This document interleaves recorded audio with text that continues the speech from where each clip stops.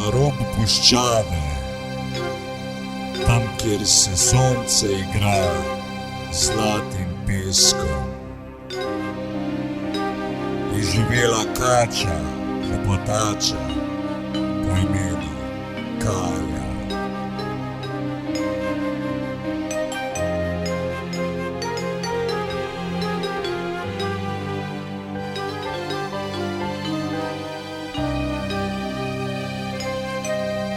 Bila je ponosna na svoj rep, ki je glasno ciglal tam, ko je ležala.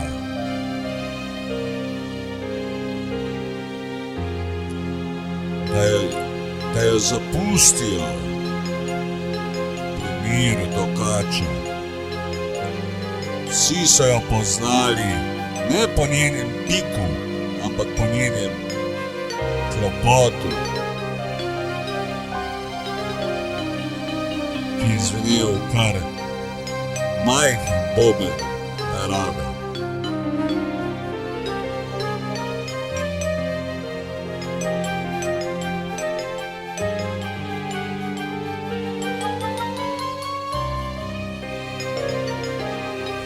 Nekoč pa je puščavo zašel mlad kajot, ni poznal puščavskih pravil in je mislil, da je Kaja le še ena tiha kača med kamenji.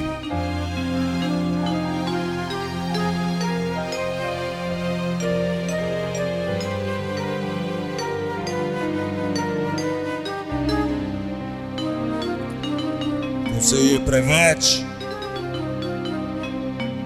približal, je Kaja zacingljala. Kling, kling, kling. Kot opozorilo, ne kot grožnja.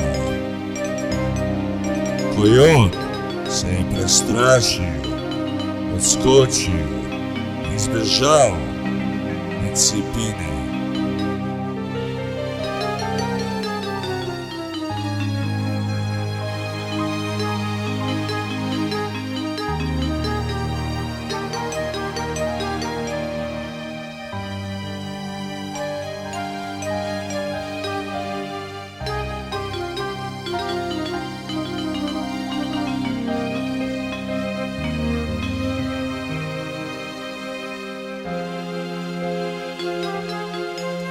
Naslednji dan se je vrnil, tokrat je prinesel Kaji darilo, bleščeč kamen, kremen kamen, za tvoj rep, da bo še lepše pel.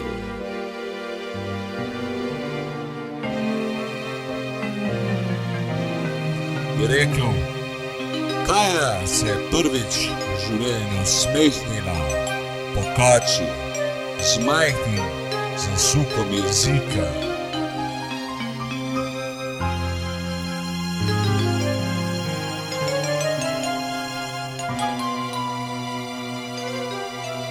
Od takrat naprej nista bila sovražnika.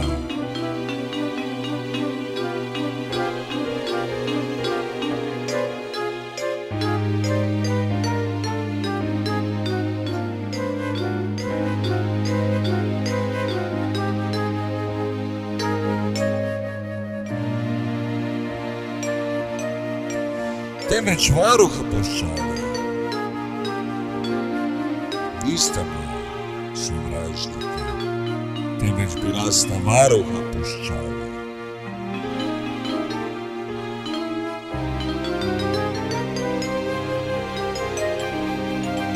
Kadar se je kdo izgubil, je slišal nežno klopotanje in se po njem vrnil na varno.